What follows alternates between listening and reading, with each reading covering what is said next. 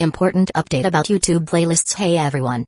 We've received many messages asking why our YouTube playlists aren't showing up. Do we create YouTube playlists? Yes, we absolutely do.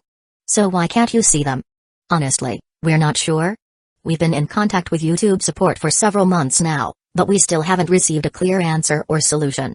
After much discussion, our team has decided to take matters into our own hands. We believe the issue might be related to the number of playlists we've created on a single channel, possibly too many. Our solution? We're launching 2 additional YouTube channels, giving us a total of 3. This way, we can organize our audiobooks better and avoid the playlist visibility issue in the future. This change only affects our YouTube audience. If you're a patron supporter, you can still access all our audiobooks by visiting the collection menu on Patreon. Thanks so much for your time and continued support. Happy listening. Under the effects of the solo player passive, that number would be multiplied 6-fold to a whopping 420. In other words, if he were to fight Bet again right now, he could beat him with basic sword strikes alone. Yet even with all that, facing the endless sea of monsters in the dungeon, Kai was forced to stop at the 42nd floor. Any further down, and it wouldn't just be gambling with his life, it'd be suicide. The deeper he went, the faster the monsters spawned. If he really forced himself to rush down another dozen floors or so, perhaps even a few dozen with Heartlight, turning back would become a death trap. After reviewing his stats, Kai felt a bit of his strength return. He picked up his blades and began heading back up. He had fought his way down. Naturally, the return trip would also be a bloodbath. Outside Babel Tower, in the central square during the afternoon, even the most diligent adventurers had set down their weapons, enjoying lunch and restoring stamina for the coming battles. Squelch. While everyone was resting, a wet, sticky sound echoed from the tower entrance, drawing everyone's attention. Squelch, squelch. Footsteps soaked in thick monster blood left deep, crimson footprints across the pavement. Wordlessly, Kai walked out of Babel Tower, squinting at the afternoon sun. His body still radiated a chilling sword aura, like the metallic hum of blades clashing. Black coat, black hair, black eyes, twin swords, and that skin-splitting sharp presence. The moment they saw him, the resting adventurers recognized him instantly. There was no other man in Orario with all those features. Hestia Familia's young blade, the dark sword saint, Kai. Sensing the barely restrained killing intent emanating from Kai, nearly all the adventurers began whispering among themselves. They hadn't heard a single thing about the dark sword saint all morning. It was obvious now he must have entered the dungeon the night before and only returned just now. With such a dense stench of blood, he must have gone through one hell of a battle. Thinking this, the adventurers suddenly felt ashamed. They had only fought for a couple of hours before taking a break, yet Kai had pulled an all-nighter, fighting non-stop in the dungeon. Alongside the shame, their gazes grew more respectful. None of their stares affected Kai in the slightest. He habitually rested one hand on his sword hilt, maintaining the passive bonus from the one-handed sword skill, and briskly walked across the square, heading toward the Take Mikazuchi Familia's headquarters. Back in the dungeon, when Yamato Mikoto had asked him to rescue Uka from the mid-level floors, she promised that Take Mikazuchi would owe him one favor. So much had happened since then that he'd forgotten until now. With the trial mission deadline approaching and power growth urgently needed, Take Mikazuchi's promised favor had come at the perfect time. The Take Mikazuchi Familia base was a traditional Japanese residence. A pink-blossomed cherry tree scattered petals in the yard. The wooden gate stood half open, revealing a pebble path flanked by bamboo. A figure in a purple kimono walked past the path and spotted Kai outside. Surprised, she quickly came over and opened the gate. It was Yamato Mikoto, the one who had asked him for help. Kai-san, what brings you here? Please, come in. Accepting the invitation, Kai stepped through the gate and got straight to the point. I came about the reward you mentioned before. The reward? Surprised for a second, Mikoto quickly understood and nodded. Understood. Please wait a moment, I'll go call Lord Take Mikazuchi. With that, she turned and rushed into the inner house. Moments later, the Familia's god appeared behind her. Take Mikazuchi, the war god known for lightning and martial valor. Seeing Kai in his black coat standing in the bamboo-shadowed path, Take Mikazuchi spoke first, even before Mikoto could introduce him. It's all thanks to you that Uka and Chigusa were saved. And you even got dragged into more trouble afterward. I must apologize for that. You're too kind, Lord Take Mikazuchi. Kai politely returned the gesture, then smiled directly at him. And Mikoto and I each got what we wanted. Honestly, who wouldn't be tempted by a god's promise? That's why I've come to claim it. Take Mikazuchi blinked in surprise at Kai's boldness, then suddenly laughed heartily. Haha. As expected from the one who defeated Goliath while still only level 2, you're certainly no ordinary child. Hestia's found herself a real gem. Very well, tell me what is it you want from me, a god? I want. Meeting Takumi Kazuchi's intrigued gaze, Kai paused for a moment, then said solemnly, I want a possibility. Takumi Kazuchi's smiling face froze. My lord? Seeing her god's expression change, Mikoto tilted her head in confusion. Did Kai say something wrong? Before she could think further, Takumi Kazuchi's voice stern and unfamiliar sounded beside her. Mikoto, step back. The tone was unmistakably firm, a true command. Although she didn't understand, Mikoto still obeyed and quietly left the path. Only after her figure vanished did Takumi Kazuchi return his gaze to Kai. This possibility, what exactly do you mean? Kai stared back and said evenly, the possibility of becoming a god. I see. Takumi Kazuchi was silent for a moment, then let out a soft sigh. Final question. Why come to me? Given how much Hestia dotes on you, if you made the request to her, she wouldn't refuse. Kai's eyes lit up slightly as he answered honestly, because my goddess's domain doesn't suit me. Hestia wasn't a battle god. In terms of compatibility, Takumi Kazuchi, the god of war, was far more aligned with him. That's true. Takumi Kazuchi nodded thoughtfully, then turned toward the wooden house. Come with me, Kai. I accept. Chapter 36, If you're a man, go down 100 floors.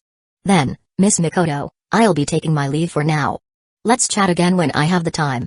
At the gate of the Takumi Kazuchi familia's residence, Kai waved to Mikoto inside with a calm smile.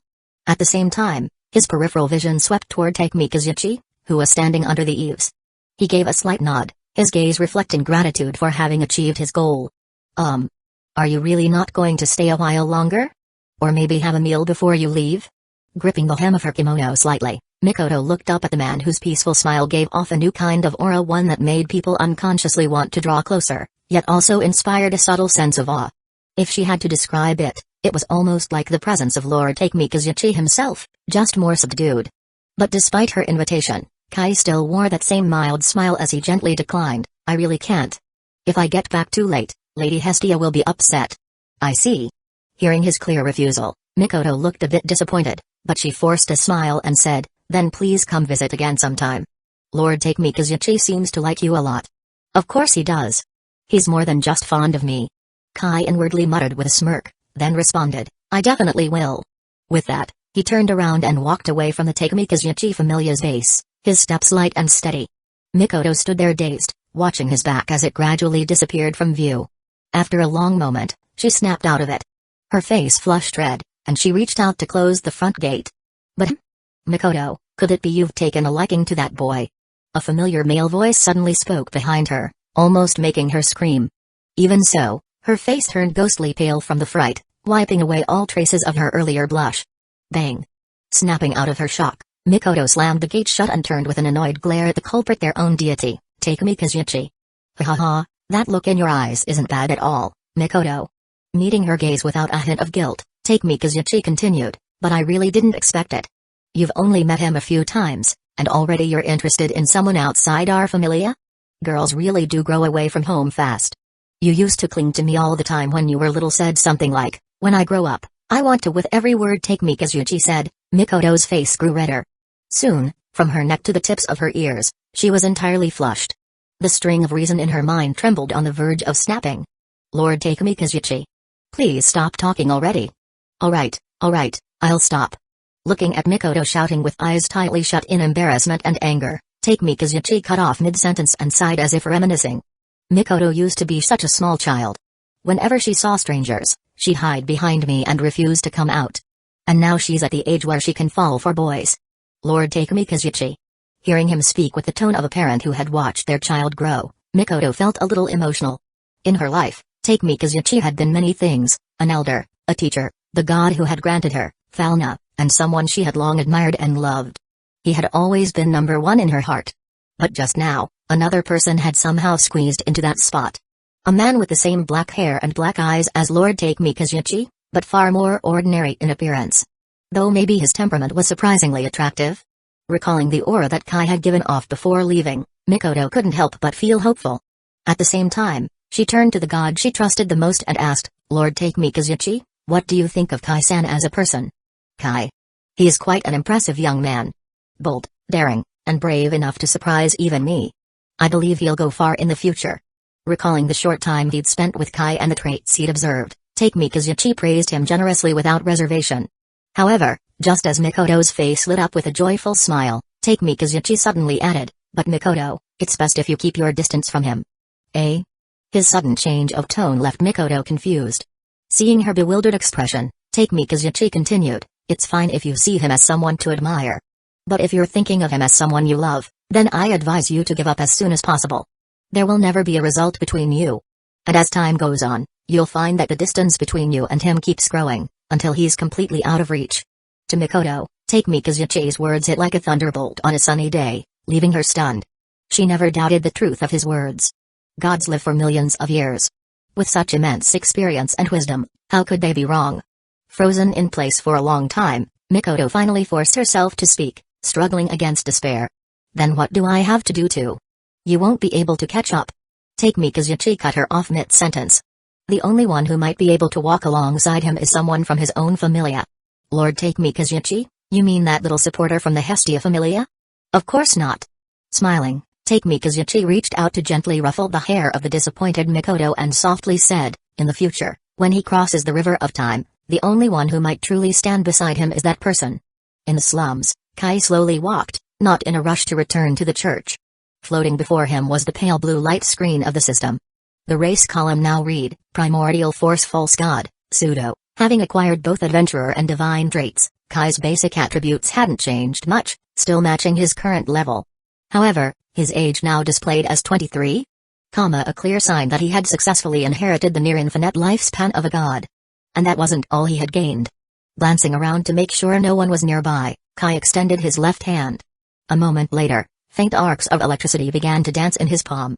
This was the divine power he inherited from Take Mikazuchi. Strictly speaking, Kai was currently only half a god, maybe even less. He couldn't yet control divine power freely, nor release proper arcanum. Previously, Take Mikazuchi had planted a seed of divine power within his body. That seed would slowly take root at the boundary of his soul and flesh, gradually consuming his mortal body and spirit like absorbing nutrients. Over time, it would release divine essence, reshape his body into that of a god, temper his soul into a divine soul, and bestow him with authority and arcanum. Only then would he truly become a new primordial force god. As for his current ability to discharge electricity, it was a side effect of the seed itself after all. The god who created the seed held dominion over lightning. Watching the arcs of electricity in his palm shift with his thoughts, Kai found it amusing and kept playing with them.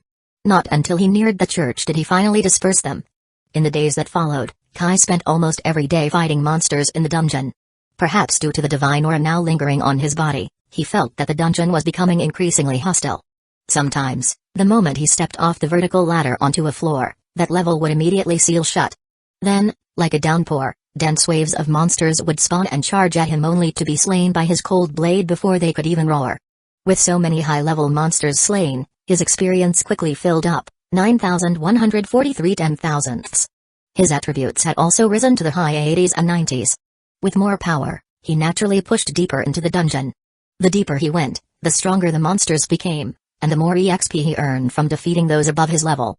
By the final day of the trial tasks countdown, Kai had already reached the 58th floor. Though he still had energy to spare, he chose to return to Aurario to wait for the trial's start. That night, at the Hostess of Fertility Tavern, Kai sat alone at the innermost table. On the table was a plate of salted peanuts and a few pots of fruit wine. He sipped the sweet wine slowly and occasionally nibbled a peanut, calmly watching the bustling tavern.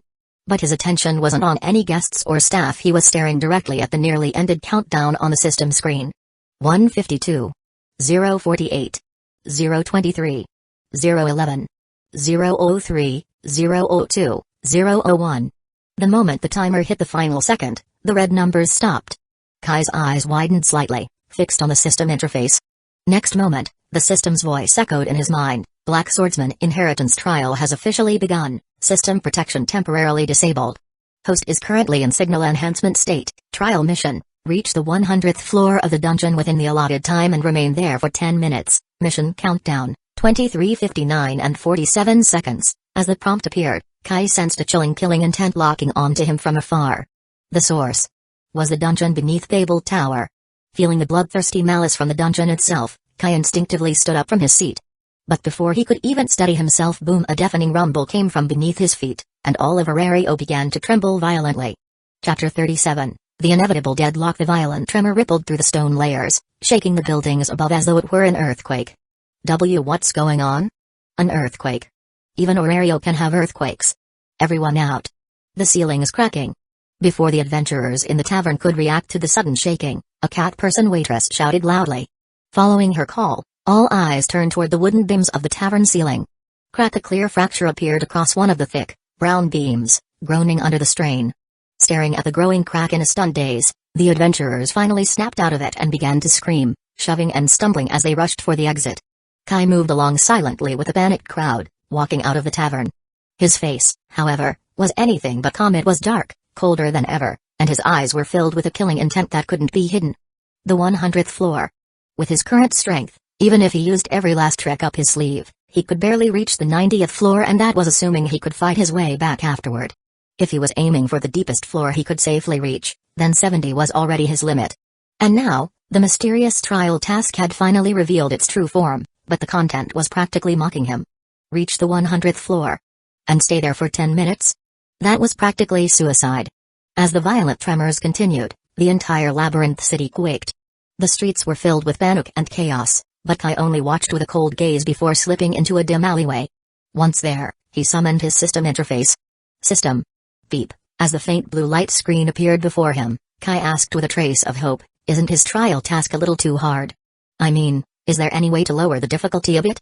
Like the 70th floor instead? The problem the host raised does not present any technical challenge.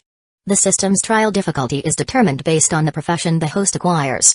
As long as the host can fully demonstrate the abilities of that profession, this task poses no danger. Wait a second, Mr. System. Or is it Miss?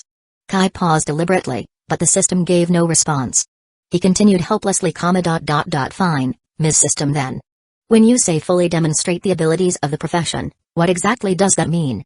Based on the current Black Swordsman inheritance acquired by the host must at minimum raise all relevant skills to level 3, proficient, reaching the level once possessed by the extractor Kirigaya Kazuto. Additionally, the host's swordbone score must be raised to 90, and Light of Resolve must enter its second stage. Only then will it be considered as fully demonstrating the Black Swordsman's abilities, all skills level 3. Kai fell completely silent at the explanation. Since arriving in Orario, he had worked himself nearly to death for 2 months, dancing on the edge of life and death multiple times, spending almost every free moment in the dark dungeon, his days filled with nothing but killing, and all that only got him to the point of just barely lighting up all his skills. And now, the system was telling him that he hadn't even crossed the threshold to properly use the Black Swordsman inheritance? So what were the past 2 months of blood, pain, and effort worth? All for a trial that would send him to his doom in the monster-infested dungeon, dying somewhere on the path to the 100th floor. It was too cruel. Too absurd. He staggered for a moment, then leaned against the alley wall. A low, bitter laugh slipped out from his throat. I was dead to begin with. Just a borrowed life. If you're so intent on sending me to die, then fine, I'll play along. Lifting his head, his eyes gleamed with vicious determination. Kai pressed both hands to his swords. Invisible sword aura radiated from his body, making the air around him grow heavy. The cold, solid feeling of the hilts in his palms eased his tense nerves slightly. He took a deep breath, closed the system interface, and just as he was about to leave the alley, excuse me, have you seen my children? Excuse me, please. Outside the alley, wearing a white cloak, was Hestia. She was stopping adventurers one by one, asking them questions. But with all of Orario in panic, no one paid attention to the tiny goddess. Lady Hestia. Kai stepped out and immediately spotted her. He frowned. What are you doing out here this late? Hearing his voice, Hestia turned. Her blue eyes immediately brimmed with tears. Kai-kun. She ran up to him, grabbing the front of his shirt tightly. Belle and Lily. They went into the dungeon this evening, saying they wanted to catch up to you. But they still haven't come back. What? Her words made Kai's eyes widen, and his heart surged with alarm. Under normal circumstances, he wouldn't be worried. It wasn't uncommon for adventurers to spend the night leveling in the dungeon. And after his personal training, Belle had learned several highly practical sword techniques. Protecting Lily while clearing upper-level mobs should have been easy. But now, with the dungeon suddenly rumbling like this, something was clearly wrong. And Belle and Lily were trapped inside. Those little brats.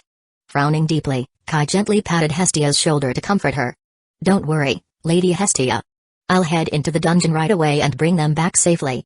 Please, Kai-kun. Hestia looked up at him with teary eyes, but not a hint of worry for his safety. She updated his status frequently and knew his attributes clearly. And his 10 skills. She had never even heard of anyone possessing that many skills, let alone while still only level 2. At times, she even wondered if some mischievous god had secretly tampered with Kai's body. But because she doted on her child, she never pressed for answers. She simply pretended not to notice. At most, she would show her shock during status updates but would never tell anyone about Kai's abnormalities. Looking into her trusting gaze, Kai nodded, about to say a few reassuring words, but before he could speak, a sudden commotion erupted in the distance. "Run! Run for your lives!" someone shouted. Kai turned toward the voice, narrowing his eyes, and saw the source. A man in heavy armor, holding a massive blood-stained greatsword, was running full speed toward them. His white armor was speckled with red like plum blossoms, his body drenched in blood and gore. He should have looked noble and valiant, a blood-soaked knight in gleaming armor, but at that moment, he looked like a terrified dog fleeing for his life. What could have driven him to such a state? What was chasing him? As the question flashed through Kai's mind, he looked past the bloodied knight and saw it. Monster? Chasing just meters behind the knight was a giant, adult-sized creature in the shape of a spider. And that was only the beginning. Behind that spider was a wave of monsters, dozens, hundreds, perhaps thousands, all charging down the street in a monstrous tide. Monsters that should have been sealed within the dungeon. Why were they out here? He couldn't figure it out. But he didn't need to. Staring at the oncoming monster tide, the adventurers on the street froze in horror, then erupted in screams of terror. This wasn't something they could fight. The monsters outnumbered them so vastly that resistance felt meaningless. Even the stronger adventurers, level 2s and level 3s, immediately chose to run. And no way. Hestia stared at the dust-choked horizon, her body trembling, her voice hollow. Why? Why would it release the monsters? Unlike her, Kai knew exactly why the dungeon had done this. To kill the thief that had dared steal from it. But now that it had come to this, whether he wanted to or not, he had to go in. Lady Hestia. Kai gently pinched his goddess's soft, fair cheek. Feeling the supple elasticity at his fingertips, he smiled. Please return to the church for now. I'll come find you once this is over. Huh? Hearing this, Hestia's brow twitched. She instinctively reached out and grabbed his sleeve, a faint strange feeling welling up in her heart. Lady Hestia, if you keep holding on to me, I won't be able to rescue that white-haired brat and Lily. Looking down at Hestia's small hand gripping his sleeve, Kai gave a helpless smile, then gently pulled away from her hand. Turning to face the oncoming horde of monsters, he drew his twin swords. Clang! The long swords were unsheathed, and silvery starlight shimmered along the blades. At the same time, Kai channeled sword intent into his body. Crimson sword aura surged around him like coiling dragons. Lady Hestia. With his swords drawn, Kai stood with his back to Hestia. His black clothes whipped wildly in the wind generated by his sword aura. No matter how much time passes, I firmly believe there will be a day we meet again in the unpredictable future. So please, don't forget me. That one sentence drove Hestia's unease to its peak. Before she could even open her mouth to stop him, two beams of light, bright enough to illuminate the entire street like daylight, erupted from Kai's swords. The next moment, the beams converged into a single streak of light and blasted toward the monstrous tide in the distance. Chapter 38, The Moment That Surpasses Limits. Kai charged straight into the monster horde, pushing against the flow of people fleeing in panic. Buzz, his glowing sword swung at blinding speed. Each slash sent fountains of blood spraying through the air. These creatures came from different dungeon floors but were now all gathered together, turned into the dungeon's attack dogs. Hellhounds, three-headed wolves, purple-winged bats, stone-armored warriors. Kai focused and methodically harvested their lives with his twin swords. His movements were precise and familiar, striking at each monster's weak points with practiced ease. In the past 2 months, he had already slain more of these types than he could count. Huff. After cutting down another beast, a sudden, heavy breath sounded behind him. Spinning swiftly, Kai found himself face to face with a towering red figure bearing curved horns, a minotaur. The half-man, half-bull beast raised a massive stone axe high above its head. Almost at the same moment Kai turned, it brought the axe crashing down. The rough weapon loomed larger in his pupils, the rushing wind tossing his hair. But instead of fear, a cold smile appeared on Kai's lips. He'd seen this before. Clang! One black sword shot upward, intercepting the axe mid-swing. Sparks burst from the clash. At the same time, the blue longsword in his other hand stabbed forward, piercing the Minotaur's solid ABS. Crimson sword energy surged, turning the monster's innards into mush. The Minotaur's blood-red eyes locked on Kai. It opened its mouth, but blood and organ fragments flooded its throat, choking any final cry. Its expression shifted from rage to confusion, fear, and regret, then finally, to a primal clinging to life. In the next second, its eyes dulled and its body collapsed to the ground. Kai stood silently, sweeping his swords to the sides, dragging trails of light through the air. Then he turned and continued fighting upstream through the monster tide, heading toward Babel Tower. Even though the walk from Hostess of Fertility to Babel Tower usually took just 5 minutes, it took Kai over 10 this time. Every step forward required cutting down several, sometimes dozens of monsters. At first they were just level 1 and level 2 mobs, but the closer he got to Babel, the stronger they became. One particularly dangerous encounter was with a blade-legged centipede, a level 4 monster hiding among weaker ones. It ambushed him, and the sneak attack nearly cost him dearly. A gash nearly a finger joint deep tore across his back from his left scapula. If not for his fast reflexes and level 3's Godspeed reflex, he might have been ripped in half. As Kai neared Babel, he also began to see other fighters locked in combat with monsters. Some were elite adventurers, others unfortunate souls caught before they could escape. Newbies and veterans level 1s and level 5s were now fighting side by side in the same battlefield. Monster roars and clashing weapons filled the air. At some point, the sky over Orario turned blood red, the battlefield shrouded in a grim aura of death. The dim light, the roaring beasts, the cries of allies, and the thick metallic stench in the air, it all felt like being back in the dungeon again. Everyone, no matter how strong or weak, felt the same suffocating pressure. It seemed endless. Until a shadow streaked across the sky, dragging starlight behind it, plunging like a blade into the heart of the battlefield. Swordora howled around him like clashing metal. Kai straightened his back, pulling the blue sword from the corpse of a monster. You're... In front of him, a young female adventurer in light armor had collapsed, her weapon knocked far away. Just moments ago, the monster in front of her had been ferociously attacking. Now, it stood frozen, eyes dim, with a sword sticking out of its chest. She looked behind the beast and saw Kai rising slowly among the swirling Swordora. They locked eyes. Kai stepped over to her fallen weapon, a silver rapier.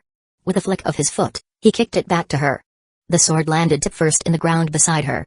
Snapping out of her daze, the woman scrambled to her feet, grabbed her sword, and bowed deeply. "Thank you so much for earlier. May I ask your name?" She lifted her head, wanting to know the name of the black-clad swordsman, but he had already disappeared. Clang. A sharp sword cry rang out nearby, drawing her gaze. Under the bloody sky, twin beams of light danced like shooting stars, carving through the monster horde. At the center of it all, a black-clad swordsman wielded glowing blades, slicing through the battlefield with dazzling speed. Mesmerized, the female adventurer finally remembered who he was.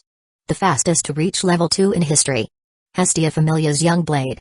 Nicknamed the Dark Sword Saint by the gods. He'd single-handedly fought over 10 Goliaths in a safe zone not long ago. Black hair, black eyes, black outfit. Twin swords. Kai. If it's him. Maybe he really can. Hope reignited in her eyes as she watched him carve through the horde, trying to reach Babel Tower and re-enter the dungeon. But he failed. It was as if the monsters had gained intelligence. No more like they had a commander. They stopped charging randomly. Now they moved in unison. Even after Kai cleared a path, new ones instantly replaced the fallen. Buzz, another wave fell under his blades, but again more came. Kai was stuck outside Babel's perimeter with no breakthrough in sight. He couldn't even get into the dungeon. How could he possibly complete the trial, or rescue Belle and Lily? Damn it. While slashing through more monsters, Kai desperately searched for an opening. Then, a sudden wave of danger hit him, freezing his next move. His hawk-like eyes scanned the area, nothing unusual among the monsters. Then, it must be below. Without hesitation, Kai stomped down hard and launched himself backward.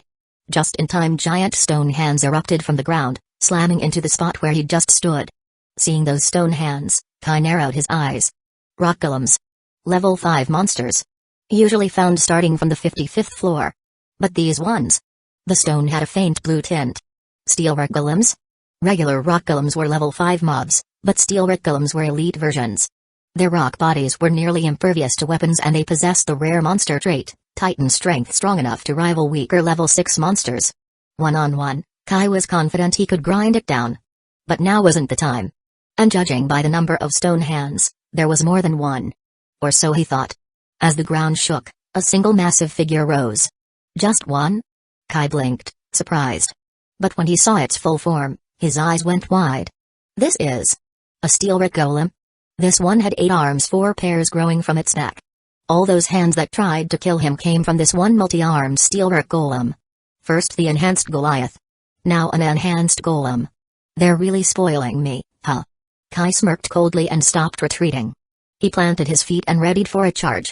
One sword forward, one back. Silvery light gathered on the blades. It started like flickering candlelight, then blazed as bright as aurora. Light of resolve. If it was really the same, light of resolve, from Sao. Then pierce through this hell. Eyes locked on the entrance behind the monsters, Kai poured everything into his swords, banishing all hesitation. Each passing second made his resolve firmer. The light grew, soon burning like a star. Then, beneath the Orario night sky, a blazing cross-shaped beam shot forward, leaving a fiery trail. It sliced through the monster blockade like butter and pierced straight into Babel Tower. Chapter 39, The Unbeaten Legend of Dark Sword Saint Dungeon, First Floor. The normally dim blue dungeon walls were now tinged with an ominous red glow. Monsters packed the corridor so densely that they nearly filled it completely, all rushing toward Aurario like a flood. Clack, clack. Amid the heavy breathing and low growls of monsters, a set of steady footsteps echoed. From the vertical lift shaft at the entrance to Babel, a man wearing a long black coat emerged slowly. Behind him, the vertical shaft had gone silent. No roars, no breathing, no heartbeat, nothing. Only the sound of water remained. That was the sound of monster blood flowing. Blood ran down the vertical shaft steps like a stream, painting the stone walls of the dungeon red. Every monster on the first floor locked eyes on the man who had stepped in. A goblin closest to him was the first to attack. Wah wah wah wah. Dragging a dark brown wooden club, the goblin hunched forward and sprinted toward the man in black. Behind it, the rest of the monsters on the floor charged at once. But Kay, the man in black, remained calm. He slightly opened his mouth and spoke coldly. Dungeon Raider. Clang. As soon as the words fell, a clear sword cry rang out. Crimson streams of energy appeared in the air, swirling around Kai like a vortex. Wawagug. The first goblin that rushed in slammed into the red energy. Its flesh tore apart instantly. In the blink of an eye, it was reduced to a skeleton. Then the bone shattered into powder, and even its magic stone was crushed into dust. Seeing how the goblin hadn't lasted even half a second, Kai couldn't help but sigh. The gap between high-level and low-level monsters really was vast. That same sword energy, if used on a level 5 monster, would have barely drawn blood unless it struck a vital point. But this goblin? It just grazed the aura and turned to ash.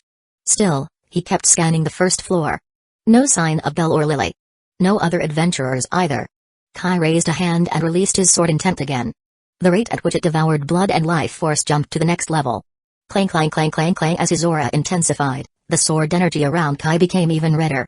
The buzzing energy rang with metallic resonance. A chilling killing intent spread through the cavern.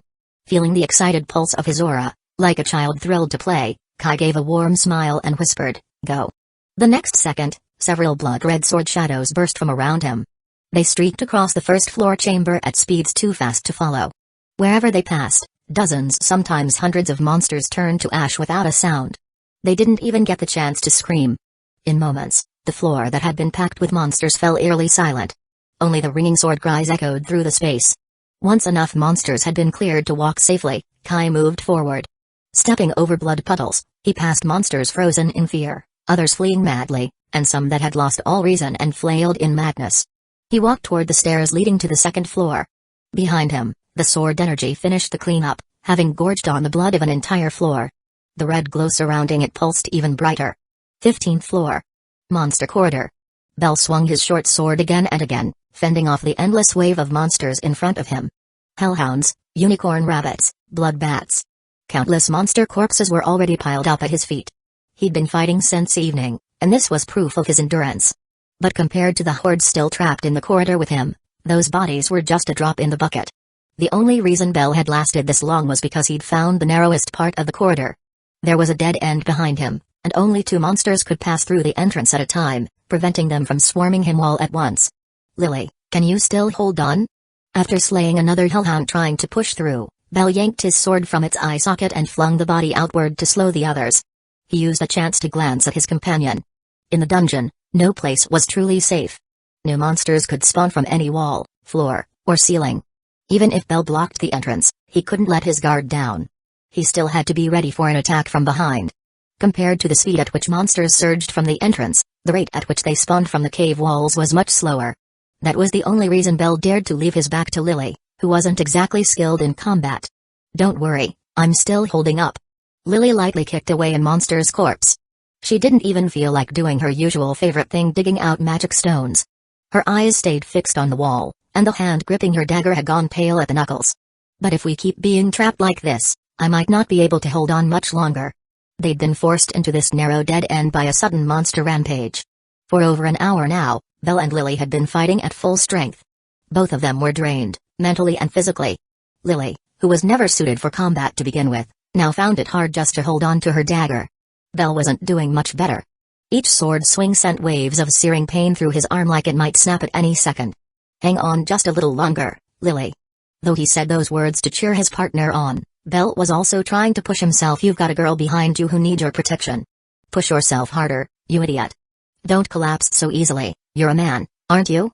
He roared at himself in his mind, trying to shake off the despair creeping in with the exhaustion. At the same time, an image flashed in his mind, the back of a tall man in black. No matter the danger, I won't allow you to run away like a coward. Have I finally become a real man now, senpai? Belle, is that you? Just as Belle raised his short sword to brace for the next wave of monsters, a man's voice suddenly called out from beyond the monster corridor. Pai? That familiar voice sounded like heaven to Belle. Wait, am I dreaming? Belle, are you in there? The man called again. Not a dream. Belle froze only for a moment before joy lit up his face. He shouted back as loud as he could. Senpai. It's me, I'm here. Lily's with me too. We're trapped in a dead end and can't get out. Outside the corridor, Kai's tense face finally relaxed a little when he heard Belle respond. From the moment he stepped onto this floor, something had felt off. The monster density was nothing like the previous levels. And once he reached the monster corridor and saw the packed horde, doubts flooded his mind. Could someone be trapped in there? Maybe Belle and Lily. That thought made him call out. He didn't really expect an answer, but to his surprise, it really was them. Hearing that Lily was there too, the weight pressing on Kai's heart finally lifted. No matter what happens to me in this trial, at least I can get them out safely. That's enough. Belle, Lily, hold on. I'm coming to get you out. With that weight gone, Kai's heart lightened, and his spirits rose. He shouted into the corridor and drew both long swords. As thanks for taking care of my cute members. His gaze swept over the countless monsters. He grinned. His smile was filled with overwhelming killing intent. Shing as his murderous aura surged, both swords rang out. Crimson energy gathered silently along the blades. The radiant aurora-like light of intent was stirred by his will, its hue turning cold and sharp. Go to hell and repent, monsters. With a swing, the crimson-charged slash filled the entire corridor. Every monster it touched was instantly torn apart and disintegrated like melting snow. From the dead end, Belle and Lily stared in awe. Their jaws dropped at the overwhelming display and took a long moment to recover. Amazing. Kai-sama is unbelievably strong. Lily forced a compliment out with a pale face, suppressing the fear sparked by witnessing such terrifying power. Belle nodded, eyes burning with emotion. Yeah. Senpai's so strong he's like a monster himself. Hey, you white-haired brat, I heard that. You dare call me a monster? The light faded from the corridor. A tall man in black stepped forward slowly and stopped at the dead end's entrance, smiling gently at them. Let's go home. Our goddess is worried sick about you. That familiar, warm tone.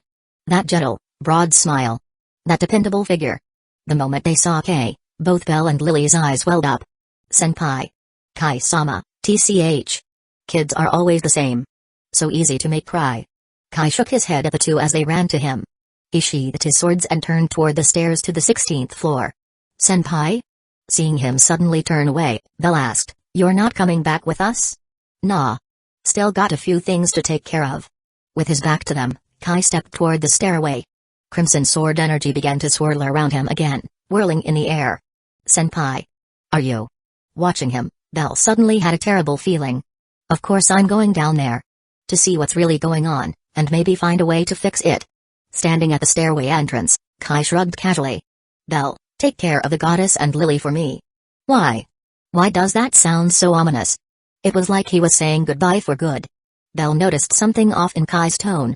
He opened his mouth, wanting to stop him. Senpai. Belle. Kai cut him off, slightly turning his head to show a confident, radiant smile. Don't worry. I won't lose. Then he turned away. The smile stayed on his face, but its confidence and warmth faded, replaced by something cold and resolute. Don't forget my title. The Dark Sword Saint. Embarrassing as it was, right now. He truly wished to live up to that name, to wield the sacred sword and strike down evil. Then, under Belle's gaze, Kai's figure in black disappeared into the stairway.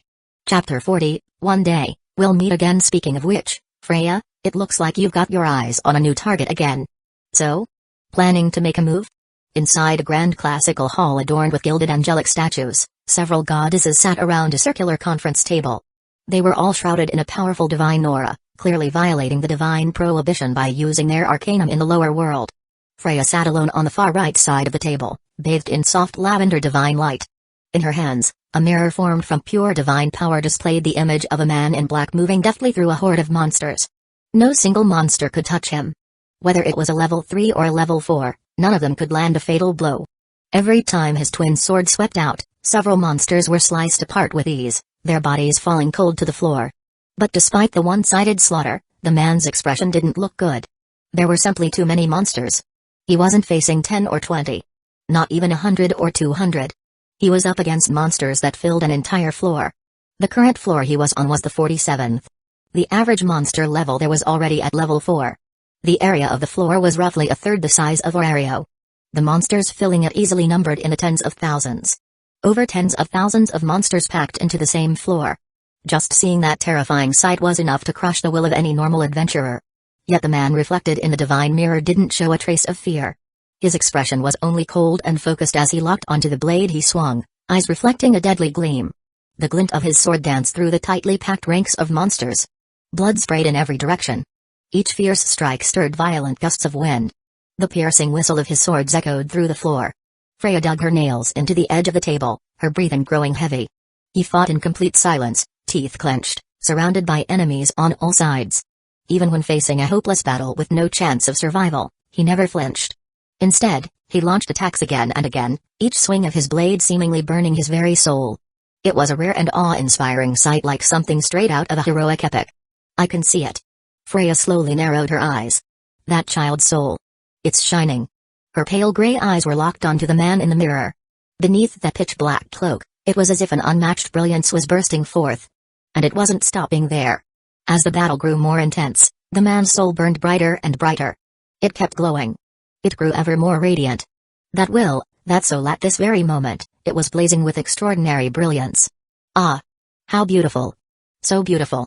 This radiance. This potential. I was right. I was completely right. Freya's face flushed with passion, her upper body collapsing onto the table. She leaned close to the mirror, her nose nearly touching the reflection of the man's cold, determined face. Her body trembled slightly from the overwhelming thrill. The other goddesses in the hall stared at her in shock. Freya, known far and wide as the goddess of beauty, had a reputation for being a seductress. Over her countless years of life, she had courted and toyed with more than 1,000,000 extraordinary men.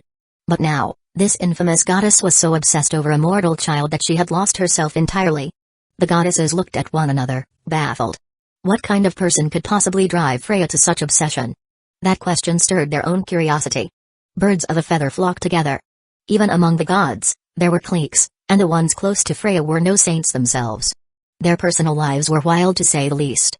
Driven by curiosity and desire, they began subtly prying, asking who this child Freya had taken an interest in was. But Freya ignored all of them. Her eyes remained glued to the mirror, and her expression only grew more intoxicated. A moment later, she lifted her head, her eyes half-lidded as she let out a long, sensual moan. Her legs pressed tightly together and straightened, while a blush like a blooming rose spread across her skin. Beneath her, the pale gray seat cushion darkened to black. A strange fragrance slowly filled the air in the hall. Whoa. Seriously, Freya? You can't be that far gone. The other goddesses froze at the sight. Of course, they knew exactly what that change meant. But just from watching the mirror. After savoring the afterglow, Freya returned her gaze to the mirror. Her gray eyes now shimmered as if overflowing with seductive charm. He. Will he burn out completely? Or transcend fate and ascend?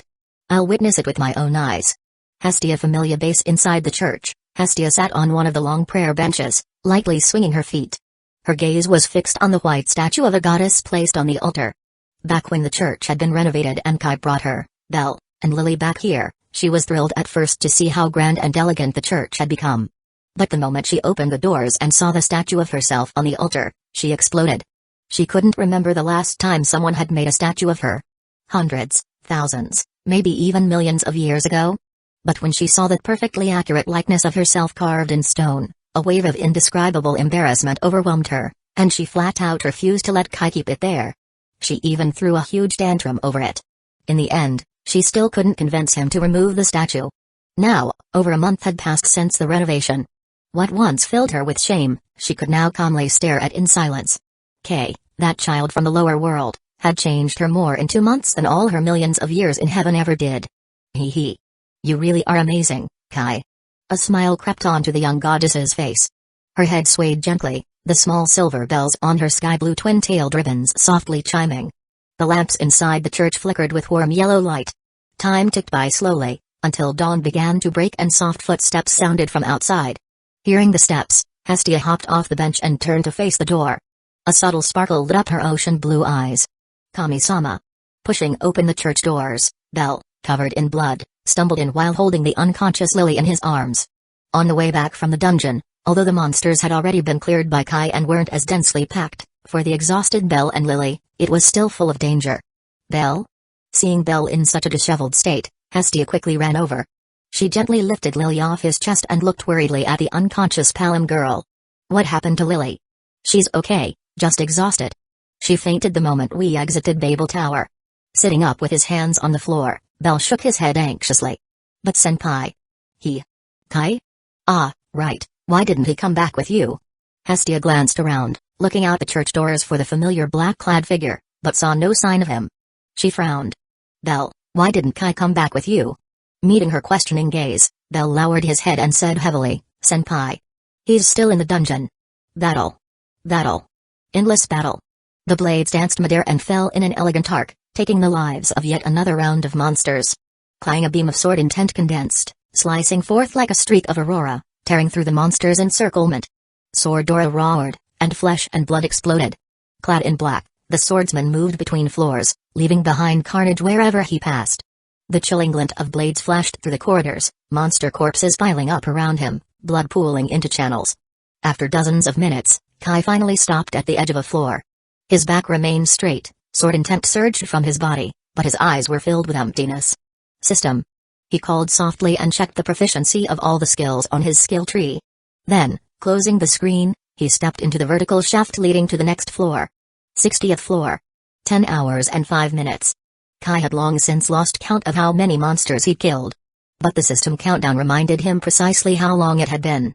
In 10 hours, hundreds of thousands of monsters had fallen to his twin swords. The experience they granted pushed both the advanced and core passive skills of Black Swordsman to level 3. Even his adventurer level, the hardest stat to raise, was now maxed out. He was just one last step away from reaching level 3. But killing so many monsters wasn't without cost. Even though he kept his sword energy output moderate, the nearly 10 hours of non-stop combat had pushed his 700-point constitution, already boosted 7-fold as a solo level 2 adventurer, to its absolute limit. The only reason he was still standing was the state granted by his level 3, dual-wielding, skill. The more damage he received, the less effect it had, reduced to as low as 13%. Even so, his body was near its limit. His drained blood made him look alarmingly gaunt, his face pale as a corpse. But the mental toll was far worse. After slaughtering hundreds of thousands of monsters, the stench of blood seemed to seep out of his very pores. Whenever he blinked, he felt a chill behind him, as if something unseen was watching, whispering, laughing. To be honest, Kai felt like vomiting. That wheezy sensation, sign of mental stress pushed to its breaking point. If he could, he would have turned back to Orario, thrown away his swords, drowned himself in the pleasures of the entertainment district, soaked in a hot spring, had a quiet meal, and slept for a day or two. But he had no choice. 13 hours and 50 minutes remained. 40 floors still lay ahead. Each one filled with more monsters and greater danger. He couldn't even guarantee he wouldn't die on the next. Even if the slaughter made him sick, he had to keep going. No one could guarantee his safety. Death whispered constantly in his ear. That was the system's trial. Cold, absolute, merciless. Kai understood all of this.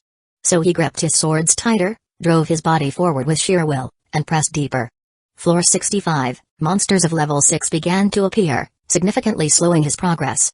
Floor 70, terrain became mountainous and hilly, meaning even at full speed, it took tens of minutes to locate the next vertical shaft. Floor 80, the first level 7 monster appeared. A hulking figure over 100 meters tall. Pale, spherical, its tiny head sat atop folds of fat. Spider-like eyes lined its belly, and hundreds of clawed legs supported its grotesque form, unrecorded and unseen in 50 years. Kai named it, Art. God of the Labyrinth. The pale beast. On a jagged hilltop, Kai stood facing the creature, its stench mixing with cries that sounded like infants sobbing. Every instinct screamed danger. A being so massive, just standing could rival a mountain. Resistance felt pointless. Then Ort roared. From its misshapen head came a deep, guttural cry that shook the rocks, tearing the air. Just that roar struck with force rivaling a level 5 monster's full attack. So this was level 7?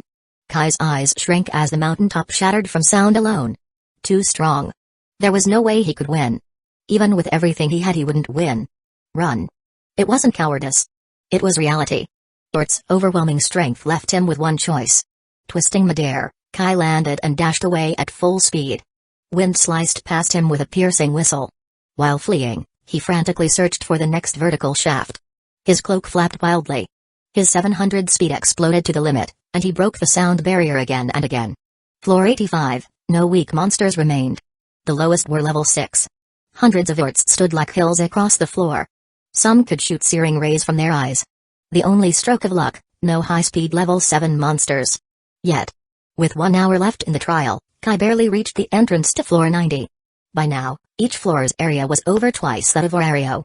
Even at full speed, finding a shaft could take 30 minutes. That meant, at best, he'd reach floor 92 before time ran out. He was cornered. But he refused to give up. There was still time. It was unlikely, but not impossible. Maybe. Just maybe. A miracle would occur. If his hands could still swing swords, and his feet still run, and as long as miracles could exist, then it wasn't time to give up. He stepped into floor 90. Tap. His foot landed on hot black obsidian, echoing through the empty space. From the distance, something opened its eye. A single massive eye, orange-yellow with crimson veins, pupil as black as pitch, burning with a world-consuming flame. The eye rotated slowly, its gaze seeming to crush space with a grinding noise. Then, it locked on Kai. And in that instant reality twisted. Time, space, even his sense of self shattered and burnt to ash. Paralyzed by the gaze, Kai's mind went blank, breath frozen, body stiff like a doll. Only when the creature blinked did he regain control. His spine tingled. Sweat poured from every pore. Legs trembling, Kai forced himself to look toward the being. The pressure from that gaze was overwhelming. Larger than even Ort. It lay coiled like a mountain, its body armored in jagged black scales, massive wings folded tight, a thick tail curled around it. It was a creature of legend. A name whispered across the ages: dragon. The Black Dragon King. One of the dungeon's strongest monsters. Even Zeus's familia had once fallen to it. The one-eyed black dragon. Recognizing it, Kai's whole body shook. Unlike with Ort, this time the thought of escape didn't even enter his mind. Death. The difference in power was that of an infant facing an elephant. Escape was meaningless. Every possibility shattered. Only death remained. Half the dragon's single eye lingered on Kai for a moment, then it snorted, flames sparking from its nostrils as if expressing disdain. It raised a claw then slammed it down. Maybe it was just a show of strength, but in that instant, Kai noticed something. Behind it. A vertical shaft. Gulp. Staring at the drowsy dragon, a ridiculous idea rose in Kai's mind. Maybe he could sneak past?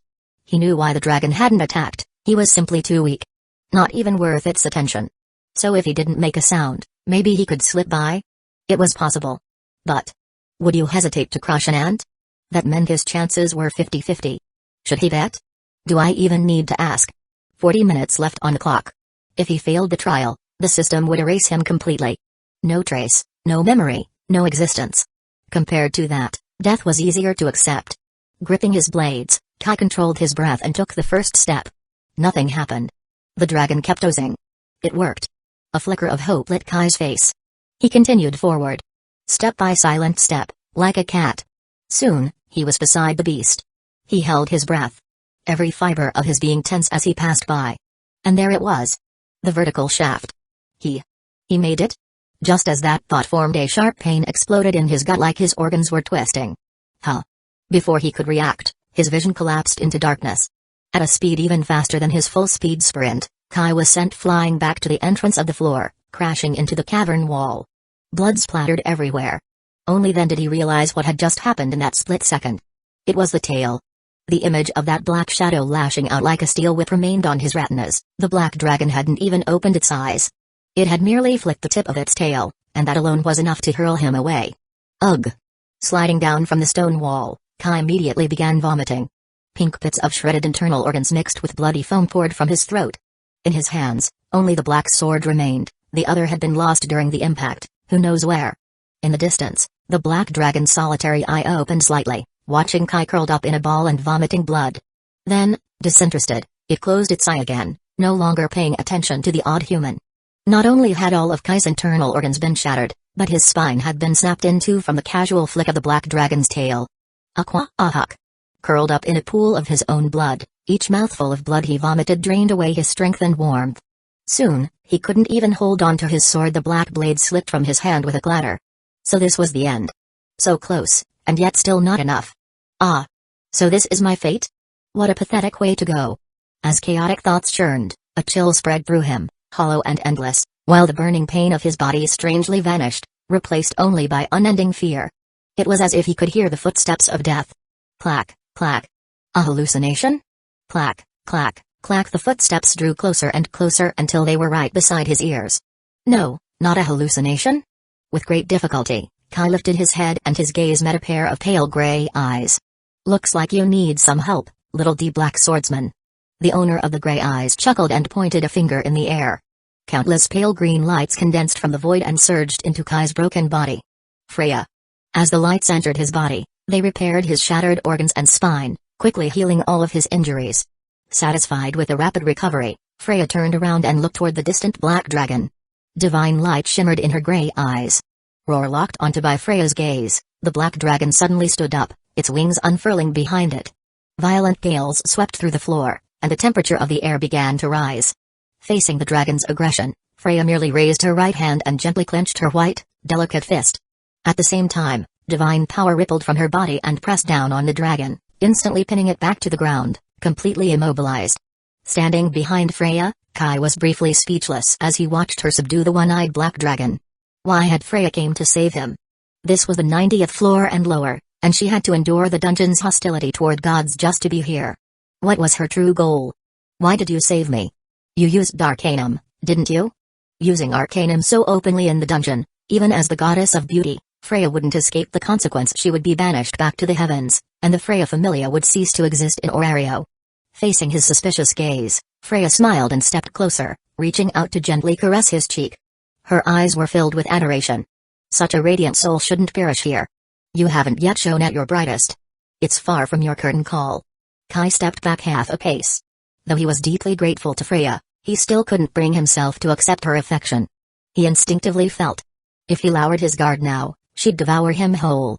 Thank you. Avoiding her touch, Kai bent down and picked up the black sword. The familiar cold and solid feeling of the hilt finally helped calm his nerves a bit.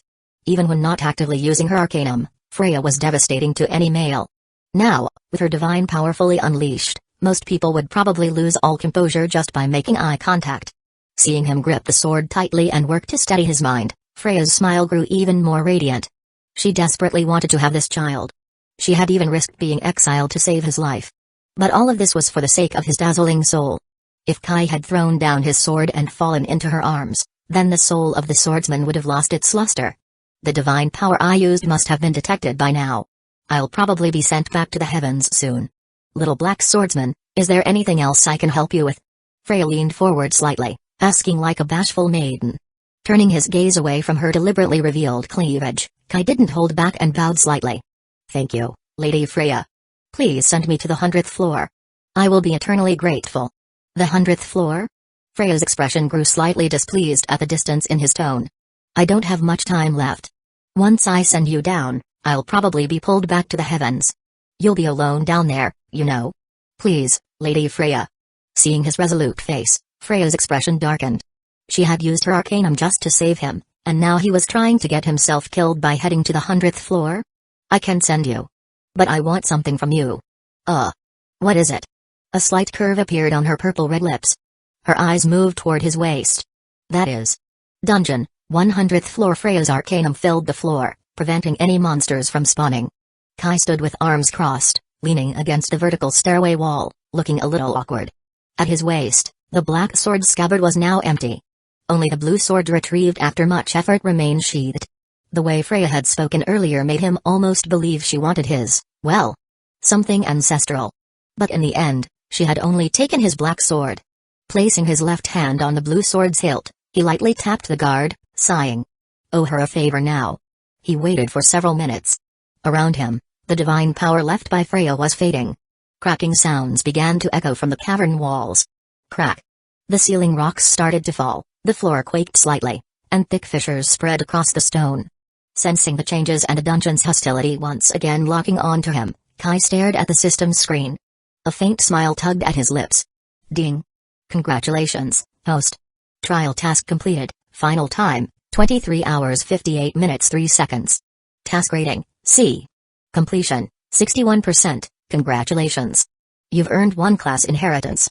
Would you like to begin random selection? Instead of immediately drawing a new profession, Kai checked the system status bar. Energy, 1,378,825.19, 1 million with 1 million energy. He could activate the system's submodule for dimension transfer.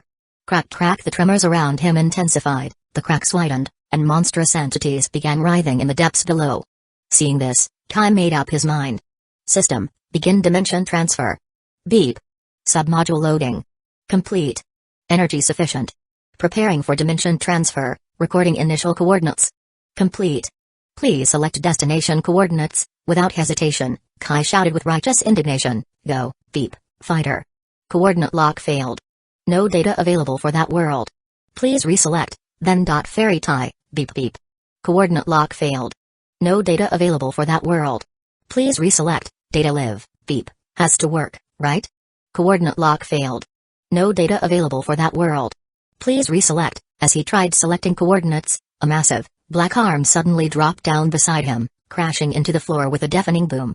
Startled, Kai didn't dare linger. What worlds do you have? Beep. Projecting available world coordinates, a pale blue screen expanded before him, flooded with alphanumeric codes nearly all were random strings of letters and numbers. Staring at the screen, Qui felt like life had played him. Designated dimensional transfer my ass. How is this any different from random jumping? Ah, farewell. Fate data live ghost fighter black clover tsukimeki. Picking one at random, Kai sighed with a bitter smile. Fine. This one. Coordinate locked. Plane transfer initiated. In the dark, damp dungeon, a streak of silver light flashed, and just like that, Aurario no longer had a black swordsman named Takashi Nakai. Hestia Familia, main base sitting on the church steps, Hestia rested her chin in her hands, blue eyes gazing at the street's distant end. She was waiting. Waiting for the return of that black-haired man in black clothes. Chapter 1, Absurd Beast. In the mountainous border region of Iraq, a streak of dim silver light flashed under the scorching sun. The next moment, a man in black appeared atop a sand-covered rocky hill. Beep. Travel complete. Host has successfully arrived at the designated world. Beginning world data scan. Scan complete. Host's current location, northeastern border mountains of Iraq. World time, July 18, 2023, 11:43 a.m. As 2 system prompts rang out in his mind, Kai slowly opened his eyes. The midday sun was glaring, and the barren, sand-covered stone hills around him felt lifeless. Iraq. Recalling the system prompt just now, Kai frowned slightly. If it were a unique location like the dungeon or Aurario from Danmaki, he could instantly tell what world he was in. But Iraq. That name was far too vague. Many anime and novels based on real-world settings used it. System. Shaking his head to stop dwelling on which world he'd landed in, Kai softly called out to the system. At his voice, a familiar pale blue light screen appeared in front of him. Name, Kai Takashina. Race, Primordial Force False God. Pseudo, Profession, Adventurer Level 3, 100,000, Hestia Familia. Age, 23. Height, 181 cm. Weight, 75 kg. Spirit, 100, 500. Strength, 100, 500. Agility, 100, 500. Endurance, 100, 500. Constitution, 100, 500. Class Inheritance, Black Swordsman. Energy, 378,825.19. After slaying multiple high-level monsters in the dungeon, Kai had already overflowed his level 2 experience bar. Upon reaching the 100th floor, as the first level 2 adventurer in history to step foot that deep, the feat pushed him to level 3, raising all his attribute caps to 500. Looking at the absurd stats displayed on the system interface, Kai couldn't help feeling a bit emotional. In just 2 months, he'd gone from a complete rookie with single-digit stats and instinct-based fighting to someone who could be called a proper warrior. Repeated life and death battles, either be eliminated and left as a corpse or adapt quickly and climb the ranks atop corpses to the main stage. There was never such a thing as a smooth life or success without a price. Ever since Kai received the system and chose to accept the inheritance, he'd been fated to walk a blood-stained path. There was effort and there was gain, a brutally fair and impartial system. Unlike those systems in the novels he'd read that were voiced by mature on-sans or tsundere lawless. His ended up as a downsized version. Sighing slightly, Kai said, "Start the random draw." Ding. Class inheritance random draw starting. As the cold system voice rang out, a golden wheel previously seen when he inherited the Black Swordsman class reappeared before him and began spinning rapidly. Countless tiny job icons dragged golden light trails. When the wheel stopped, the pointer landed on a symbol of a katana crossed with a hand cannon. The katana was understandable, but the hand cannon. Was this new class turning him into a gun specialist? Just as Kai was making a weird face, the system prompt arrived. "Congratulations, host. You have obtained the Phantom Gunsmith class inheritance. Exclusive skill tree unlocked, Phantom Gunsmith." Seeing the words, Phantom Gunsmith, appear next to Black Swordsman in his class inheritance panel, Kai was confused. He knew plenty of gun-using characters, but ones that fit the term Phantom. Honestly, nothing came to mind.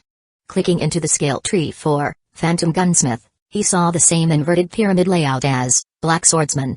At the bottom were 4 basic passive skills, followed by 2 advanced passives, 1 core passive, and 1 ultimate. Focusing on the 8 vertically aligned skill nodes, Kai began examining them one by one.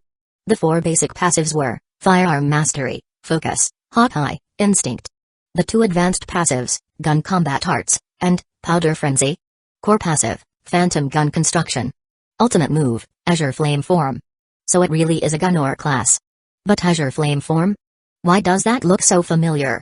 Staring at the topmost skill, Kai suddenly had a flash of realization. A black-haired, twin-tailed girl's image popped into his mind. Black Rock Shooter? Black Rock Shooter, originally a character born from the sorrow of a girl named Mato Kuro, was a fan-created design that grew popular enough to get its own game and anime, becoming a standalone character. All otaku loved her. Back when the anime was airing, people used to say, "The world may be mo, but Black Rock is cool." Think about what anime aired in the same season: school harem romances, isekai harem romances, urban ensemble harem romances, multi-party NTR harem romances, BL-coded harem romances, and some fighting titled but still harem shows. Compared to all that, Black Rock Shooter was refreshingly unique. Bullets and blood flew across the screen, and though there were light eerie undertones, over 90% of fans watched it for the girl whose eye blazed with azure fire. As a longtime otaku, Kai was more than familiar with the anime's characters, especially the protagonist, Black Rock Shooter. Her poster used to hang on the ceiling of his bedroom, and even before he transmigrated to Orario, he had a special illustration of her framed on his wall. Inheriting her class was definitely cool. But a grown man using a little girl's class inheritance still felt kind of weird. Rubbing his nose awkwardly, Kai didn't dwell on it. He immediately activated the only skill currently available, Firearm Mastery. As his finger tapped the skill, the silver-white skill icon turned gold, and 2 system notifications rang out. Ding. Congratulations, host. Skill tree 4, Phantom Gunsmith, successfully activated. Skill, Firearm Mastery, unlocked at level 1. Please continue progressing to unlock more classes. Detected that host has activated Phantom Gunsmith, class inheritance. Trial quest countdown begins. Remaining time, 1,499 days, 11:58 and 24 seconds. A blood red countdown appeared at the top of the skill tree. 1,499 to 11:58 and 23 seconds. Glancing at the timer, Kai was surprised by how much prep time this trial gave him. But having already gone through one trial, he quickly looked away and began inspecting his new skill. Firearm Mastery Level 1, 05,000, allows decent proficiency with light firearms. Slightly increases control over light firearms, compared to Black Swordsman's starting passive, One-Handed Sword. Firearm Mastery was a bit too bland. No stat boosts, no battle instincts, just a basic proficiency with light firearms. What you see is what you get. But with Kai's current stats, 700 total points once his solo player bonuses stacked, he wasn't too concerned about minor changes. After reading the skill, he closed the system screen and started descending the mountain with his hand resting on his sword hilt. In the distance, black smoke rose from a city made over thin buildings. In a war-torn place like Iraq, bloodshed was never in short supply. Kai walked toward the smoke-filled town, fingers slowly tightening around his sword hilt. Behind brown clay walls built from a mixture of soil, bran, and straw, 5 fully armed girls around 16 or 17 years old sat on the ground, breathing heavily. Their hair and eye colors varied, and their facial features differed slightly. 3 had distinct Western features, deep set and sharp, while the other 2 had the soft, reserved traits common among Asians. Despite their diverse backgrounds, they shared one clear trait: identical black combat uniforms, both in color and style. On the left arm of each uniform was a silver-white eagle spreading its wings, ready to take flight. The Divine Eagle Military Professional Management Company.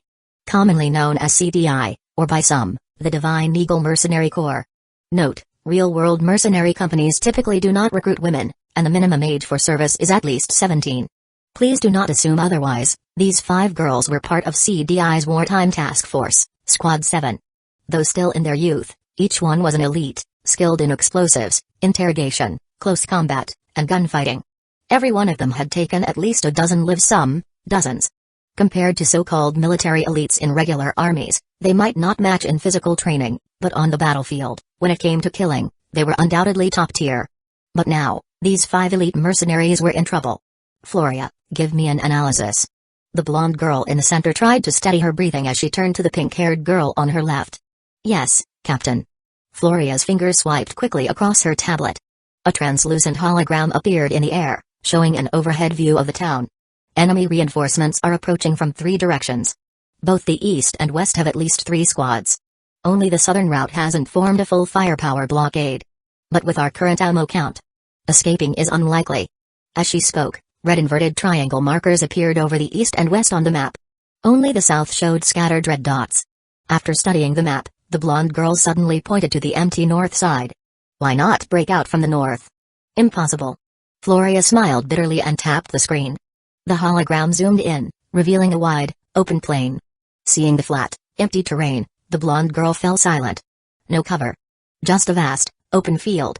If they tried to escape that way, a single volley would reduce them to Swiss cheese. Understood.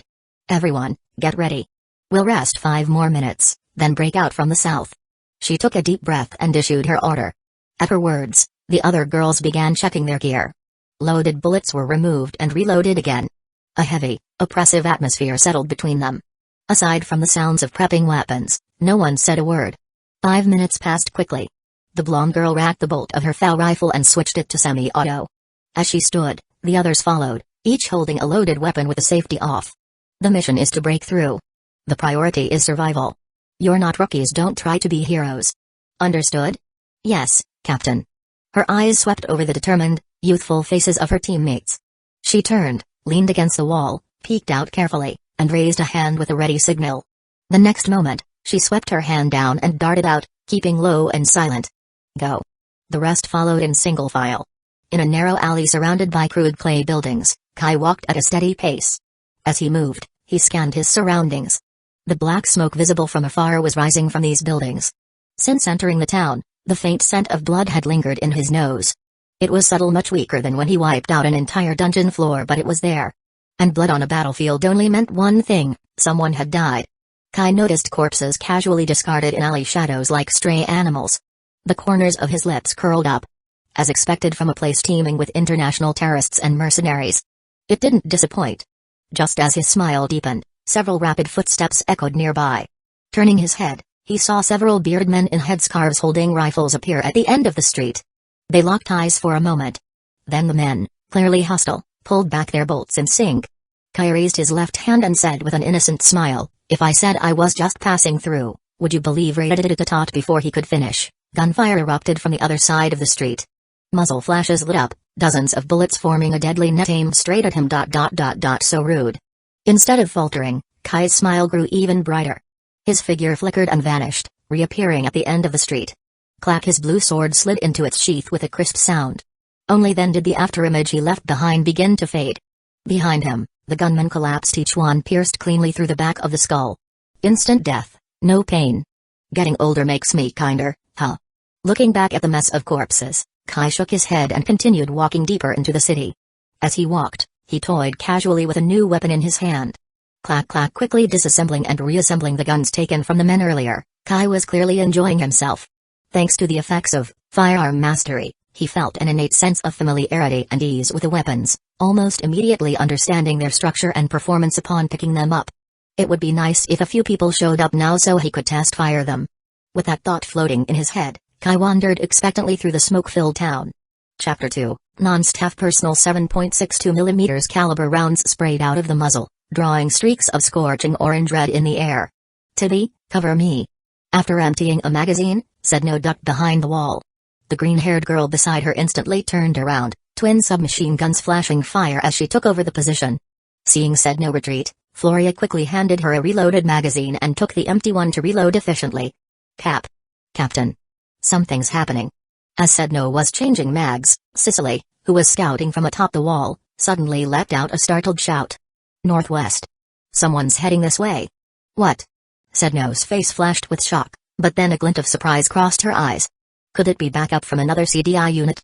"No. I don't think so." Even before Cicely finished speaking, Floria had already opened the tactical map on her microcomputer. Now staring at the image, her expression turned strange. "Just look for yourselves." As she spoke, Floria activated the 3D projection. A semi-transparent hologram of the northwest side appeared in the air. Between the narrow streets, a crisscross of bright red bullet trails formed a dense web, shredding everything in its path. Yet, standing still amid this storm of bullets was a man in a black coat. He didn't dodge, didn't flinch, and hadn't been torn apart or knocked down. He just stood there, calm and smiling gently. Around his body, sparks flashed constantly in the air, and a blue gale spun wildly around him. No wait, it wasn't wind. Staring at the projection, Sedno's eyebrows twitched. A sword, cling cling cling with hundreds of points in agility, Kai's blue sword danced like a storm, moving gracefully through the air. Each slash burst with dazzling sparks and sharp metallic clangs. A moan monster. He's a demon. A demon. No way. How is this even possible? Across the street, a dozen white-robed gunmen kept shooting, their faces filled with horror. Some seasoned veterans could predict shots and dodge effectively. Some elite soldiers could even counterattack while evading. But even they relied on dodging. No one in the world could stand and block rifle bullets head-on. Take their AK-74s for instance, muzzle velocity, 900 meters per second. That's more than twice the speed of sound, nearly 3 times. To put it simply, by the time you hear the gunshot, at least 2 bullets have already hit you. Even high-speed cameras need to slow footage over 1,000 times to catch a bullet in motion. But this man was blocking them all? With a sword? Yes, they were certain this guy wasn't using any advanced tech. He was just swinging a damn sword, again and again and again. Fuck. Fuck. Fuck. Fuck. Eyes bulging from the strain, the white-robed gunmen emptied their mags, the powerful recoil the only thing keeping them from being paralyzed with fear. Who the hell was this man? Of course, the sword wielder was none other than Kay, who had been wandering aimlessly through town. He had only been looking for a few terrorists to test his shooting skills when he ran into these gunmen. They didn't hesitate, opened fire immediately. Could 700 Constitution tank bullets? Honestly, he wasn't sure. So he didn't take chances. He drew his sword and deflected every single shot. Even though he didn't get to test the guns, Kai was in a great mood. It felt like taking high school entrance exams after finishing several college-level mock tests. To someone who had just cleared 100 floors of a dungeon, these terrorists, even armed, barely registered as threats. Their rifles didn't even feel as threatening as a level 5 monster. So even while in combat, Kai was completely relaxed. Suddenly, the gunfire stopped. Their mags were empty. Triggers clicked uselessly. Their faces turned pale. Then, a sharp sword whistle echoed, and a pure white arc of light filled their vision. Buzz! The blade sliced the air with a clear hum. After a few quick steps, Kai sheathed his sword, the bloodied hem of his coat fluttering in the breeze. He hadn't used sword intent or any techniques. Just pure swordsmanship. And that was enough. The difference in power was like a herd of hyenas trying to bring down an elephant. No matter how many there were, they couldn't shake its weight. The elephant only had to shift its legs and they'd die. If only the deep dungeon monsters were this easy. Feeling a bit bored, Kai was about to leave when he heard footsteps nearby. A few survivors? It sounded like a small group. This time he wouldn't use his sword. He'd test his gun skills instead. He drew a Beretta 92 from his waist in a flash. Safety off, bullet chambered, sidestep, aim. All within half a second. His stance was textbook perfect. That was the power of system-granted skills. Once unlocked, the ability became part of your soul, like an innate instinct. Under his aim, the figures froze immediately. Well, look what we have here. Kai had planned to shoot on sight, but when he saw their faces, he changed his mind. A few teenage girls, clearly not suited for this battlefield. This place isn't a playground for kids. If you're playing house, you've picked the wrong neighborhood. We're not kids. Recalling the terrifying scene from the hologram, and now facing Kai's gun barrel directly, said No swallowed hard and forced herself to speak. We're mercenaries from CDI Company, Wartime Task Force Unit 7. I'm the captain, said No men cheered. Mercenaries? Kai wasn't familiar with CDI, but he knew what mercenaries were. Still, these girls looked like high schoolers at most. He lowered his gun slightly, his tone softening. So, what do you want from me? Sensing the change in his attitude, Sedno relaxed a bit, color returning to her face. She gestured to the others. We were on a mission to snipe a terrorist leader. The operation went well, but it triggered retaliation from the remaining enemies. They had overwhelming numbers and firepower, so we ended up trapped in this town. Hold on. Kai tilted his head. You're not about to ask me to help you escape, are you? That's right. Sedno blushed. So, what can you offer me in return? Thinking about Kai's absurd strength, Sedno realized she had nothing of value to offer him. She lowered her head, embarrassed. Nothing. Looking at the flushed blonde girl, Kai sighed, unloaded the gun, and holstered it. Then his eyes landed on their uniforms. His gaze lit up. All right. I'll help you. But only if you specifically agree to one condition. Sedno instinctively stepped back, crossing her arms. What condition? You said you're the team captain of Unit 7, right? Yes. Still confused, she nodded. With a gentle smile, Kai said, my condition is, I want to join your squad. Huh? Caught off guard, Sedno blinked. Once the word sank in, she quickly shook her head. That's not allowed. I don't have that kind of authority. If you want to join CDI, you can apply at the recruitment office. With your skills, there's no problem. I don't even have an ID. How am I supposed to register? Kai smirked. Authority or not, if you can't do it, I'm out. You all can stay here. He turned to leave. Wait. Panicking, Sedno called out. She struggled for a moment, then said, each task force unit has the right to recruit one auxiliary member. But our unit has always been all-female since the first generation. We're now the fifth. No one's ever broken that rule. Then be the first. But. Kai glanced back at her with a smile, then turned and walked away. Agree and follow. Refuse and stay behind. Ugh. Sedno stopped, then ran after him, followed by the others.